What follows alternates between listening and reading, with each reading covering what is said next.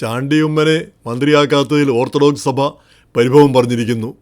അതുപോലെ തന്നെ ഈഴവ സമുദായത്തിൽ നിന്ന് 6 മന്ത്രിമാർ വേണമെന്നാണ് ശിവഗിരി മഠം സ്വാമി പറഞ്ഞിരിക്കുന്നത്. അപ്പോൾ ഇവരുടെയൊക്കെ ചിന്താഗതി എന്താണ്, എന്ത് ലക്ഷ്യമിട്ടാണ് ഇവർ ഈ മന്ത്രിസ്ഥാനം ആവശ്യപ്പെടുന്നതെന്ന് മനസ്സിലാവുന്നില്ല. ഉമ്മൻചാണ്ടി മുഖ്യമന്ത്രിയായിരുന്നപ്പോൾ ഓർത്തഡോക്സ് സഭയ്ക്ക് കാര്യമായിട്ട് വല്ലതും കിട്ടിയോ? അന്ന് ഉമ്മൻചാണ്ടിയെ ചീത്ത പറയുന്നതിൽ മുന്നിൽ നിന്നിരുന്നത് ഈ ഓർത്തഡോക്സ് സഭയാണ്. സ്വന്തം സഭക്കാരനാണെങ്കിലും യാതൊരു വിട്ടുവീഴ്ചയും ദയയും അദ്ദേഹത്തോട് കാണിച്ചില്ല. കാരണം അദ്ദേഹം ആ നിയമം വിട്ട്, നിയമത്തിനപ്പുറം അല്ലെങ്കിൽ യാഥാർത്ഥ്യം വിട്ട് ഒരു കാര്യവും ചെയ്യാൻ തയ്യാറായിരുന്നില്ല. സഭയുടെ ആളാണെന്നോ അല്ല എന്നുള്ളതോ ഒരു പരിഗണനയായിരുന്നില്ല. അപ്പോൾ ഈ ഈഴവ സമുദായത്തിന് 6 പേരെ കിട്ടിയതുകൊണ്ട് ഈ സമുദായത്തിന് വല്ല ഗുണം കിട്ടുമോ? അത് കിട്ടാനുള്ള സാധ്യത ഒന്നും കാണുന്നില്ല. കേരളത്തിലെ സാഹചര്യം അനുസരിച്ച് ആ നിയമം അനുസരിച്ചുള്ള കാര്യങ്ങളല്ലാതെ അത് വഴിവിട്ടൊരു കാര്യം ചെയ്യുക എന്നുള്ളത് ഏതെങ്കിലും ഒരു മന്ത്രിക്ക് സാധിക്കുന്ന കാര്യമാണോ എന്ന് സംശയമാണ്. പ്രത്യേകിച്ച് ഇവരുടെയൊക്കെ ഓരോ പ്രവർത്തനങ്ങളും നമ്മളെല്ലാം ഇങ്ങനെ വാച്ച് ചെയ്തുകൊണ്ടിരിക്കുകയാണ്. അപ്പോൾ ഓരോ കാര്യങ്ങളും അവർ മനസ്സിൽ കാണുന്നത് നമ്മൾ കാണുന്നുണ്ട്. ആളുകൾ വിചാരിക്കും അമ്പടാ ഈ ഇപ്പോൾ കഴിഞ്ഞ മന്ത്രിസഭയുടെ കാലത്ത്, ഈ ഉമ്മൻചാണ്ടി മന്ത്രിസഭയുടെ കാലത്ത് രമേശ് ചെന്നിത്തല ആഭ്യന്തരം കൈയാളിയിരുന്നപ്പോൾ ഉമ്മൻചാണ്ടിക്കെതിരെ അദ്ദേഹം നീങ്ങിയിരുന്നു എന്നാണ് പറയപ്പെടുന്നത്. പക്ഷേ ജനം അങ്ങനെയാണ് കരുതുന്നത്, അദ്ദേഹം അത് പറഞ്ഞാലും ഇല്ലെങ്കിലും. അപ്പോൾ ചുരുക്കി പറഞ്ഞാൽ ഈ പൊതുരംഗത്ത് നിന്ന് ആളുകളെ ഒന്നും ഒളിക്കാനൊന്നും പറ്റത്തില്ല. കള്ളത്തരമൊന്നും പറയാൻ അത്ര എളുപ്പമുള്ള കാര്യമല്ല.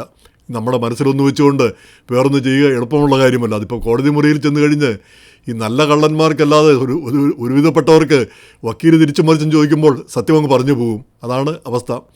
അപ്പോൾ എന്തായാലും ഈ പുതിയ മന്ത്രിമാരുടെ ലിസ്റ്റ് കണ്ടപ്പോഴത്തെ ജാതിയും മതവും ജില്ലയും എല്ലാം നോക്കിയാണ് മന്ത്രിമാരെ തിരഞ്ഞെടുത്തിരിക്കുന്നത്.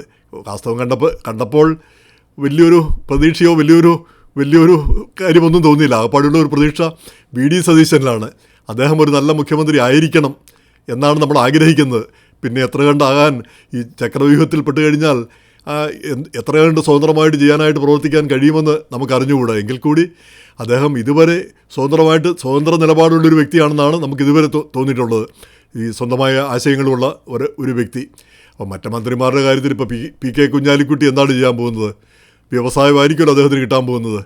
ഇപ്പം വ്യവസായം, കേരളത്തിൻ്റെ വ്യവസായം കൊണ്ടുവരുന്നതിലോ അല്ലെങ്കിൽ വ്യവസായവൽക്കരിക്കുന്നതിലോ അദ്ദേഹം ഇതിനു മുമ്പ് എന്തെങ്കിലും പങ്കുവഹിച്ചിട്ടുണ്ടോ? കാര്യമായിട്ട് എന്തെങ്കിലും മാറ്റം ഉണ്ടാക്കിയിട്ടുണ്ടോ? ഇനി മാറ്റം ഉണ്ടാക്കാൻ പോകുന്നുണ്ടോ? ഇനി മറ്റൊരാൾ ചെന്നിത്തല ഓഫ് കോഴ്സ് പോലീസ് വകുപ്പിൽ എന്ത് പുരോഗമനമാണ് അദ്ദേഹം കൊണ്ടുവരാൻ പോകുന്നത്? ഇങ്ങനെ ഓരോരുത്തരെ പറ്റിയും അതുപോലെ തന്നെ പ്രത്യേകിച്ച് പരിചയമില്ലാത്ത ആളുകൾ അതിലാകപ്പാടെ ഒരു പ്രതീക്ഷ നൽകുന്ന വ്യക്തിയാണ് CP ജോൺ. അദ്ദേഹം മുമ്പ് MLA യും മന്ത്രിയുമൊന്നും ആയിട്ടില്ല. എങ്കിൽ കൂടി ആ അധികാരത്തിന് പുറകെ നടക്കുന്ന ഒരാളല്ല എന്നുള്ളൊരു ധാരണ അദ്ദേഹം ഉണ്ടാക്കിയിട്ടുണ്ട്. കുറച്ചേറെ ആശയങ്ങൾ അദ്ദേഹത്തിന് ഉള്ളതുപോലെ തോന്നിയിട്ടുമുണ്ട്. ഈയിടയ്ക്ക് അദ്ദേഹം ഇവിടെ വരികയുണ്ടായി. ഇവിടെ വന്ന് അദ്ദേഹം ചോദിച്ചൊരു കാര്യം, ഇവിടുന്ന് നമുക്ക് അനുകരിക്കാവുന്ന, വളരെ എളുപ്പത്തിൽ അനുകരിക്കാവുന്ന കാര്യങ്ങൾ എന്തൊക്കെയാണ്? ഈ ലോ ലെവലിൽ കിടക്കുന്ന ഫ്രൂട്ട്സ്, താണു കിടക്കുന്ന പഴങ്ങൾ എങ്ങനെ പറിച്ചെടുക്കാം, അല്ലാതെ ഒരുപാട് വലിയ കാര്യങ്ങളല്ല, ചെറിയ കാര്യങ്ങൾ എങ്ങനെ ചെയ്യാമെന്ന് അദ്ദേഹം ആരാഞ്ഞു തോർക്കുന്നു. അപ്പോൾ അങ്ങനെയുള്ള ചില മാറ്റങ്ങൾ ഉണ്ടാക്കാൻ ആഗ്രഹിക്കുന്ന ആളുകൾ, ഇപ്പോൾ റോജി ജോൺ, വിഷ്ണുനാഥ്, ബിന്ദു കൃഷ്ണ, അവരൊക്കെ M ലിജു, ഇവരൊക്കെ പുതുമുഖങ്ങളാണ്. അവരൊക്കെ എന്താണ് കൊണ്ടുവരാൻ പോകുന്നത് നമുക്ക് അറിഞ്ഞുകൂടെ. ഇപ്പോൾ പുതുമുഖങ്ങളെ നമ്മൾ അണ്ടർ എസ്റ്റിമേറ്റ് ചെയ്യാൻ പാടില്ല. ഇവരൊക്കെ ഒരു സ്ഥാനത്ത് വരുമ്പോഴായിരിക്കാം അവരുടെ മികവ് കാണിക്കുന്നത്. നമുക്ക് വേണ്ടത് പുതിയ ആശയങ്ങളും പുതിയ കാര്യങ്ങളുമാണ്. അല്ലാതെ ഈ പഴഞ്ചൻ കാര്യങ്ങൾ ഒരു ഹെഡ് ക്ലാർക്കിൻ്റെ പോലെ മന്ത്രിമാർ മുകളിലിരുന്നിട്ട് ഉത്തരവിടാനും അല്ലെങ്കിൽ ആരുടെയെങ്കിലും പരാതി പരിഹരിക്കാനും അത് ആരെക്കൊണ്ടും കഴിയും. അതിന് മന്ത്രി തന്നെ ആവണമെന്ന് പോലുമില്ല. അപ്പോൾ നമുക്ക് വേണ്ടത് പുതിയ ആശയങ്ങൾ, സംസ്ഥാനത്തെ പുതിയ രീതിയിലേക്ക് കൊണ്ടുപോവുക, പുതിയ കാര്യങ്ങൾ ചെയ്യുക. ഈ പുതിയ നമ്മുടെ സാമ്പത്തിക രംഗം മെച്ചപ്പെടുത്താൻ ഉതകുന്ന കാര്യങ്ങൾ ചെയ്യുക. നമ്മുടെ യുവജനങ്ങൾക്ക് കാര്യമായിട്ടുള്ള ജോലി ലഭിക്കുന്നതിനും മറ്റുമുള്ള അവസരങ്ങൾ ഒരുക്കുക. ഇങ്ങനെയുള്ള കാര്യങ്ങൾ അവിടെയാണ് നമുക്ക് ഇവരുടെയൊക്കെ നേതൃത്വം വേണ്ടത്. അതിന് ഒക്കെ ഇവരൊക്കെ എത്ര കണ്ട് മുന്നിട്ടുണ്ട്, ഇവർക്കൊക്കെ എത്ര കണ്ട് കഴിയുമെന്നാണ് ഇനി അവർ തെളിയിക്കേണ്ടതിരിക്കുന്നത്. അവർ തന്നെ അത് തെളിയിച്ചേ മതിയാകൂ. അപ്പോൾ അവിടെ ജാതിയുടെയോ മതത്തിൻ്റെയോ ഒന്നും പ്രശ്നമുള്ളതായിട്ട് തോന്നിയിട്ടില്ല. ഇപ്പം ഈ ഷിയാസ് മുഹമ്മദ് കൊച്ചിയിൽ നിന്ന് MLA ആയ വ്യക്തിയാണ്. അദ്ദേഹം കോൺഗ്രസിൻ്റെ അംഗമാണ്. അദ്ദേഹം കേരള മുഖ്യമന്ത്രി ആയാൽ എന്താണ് പ്രശ്നം ഇരിക്കുന്നത്?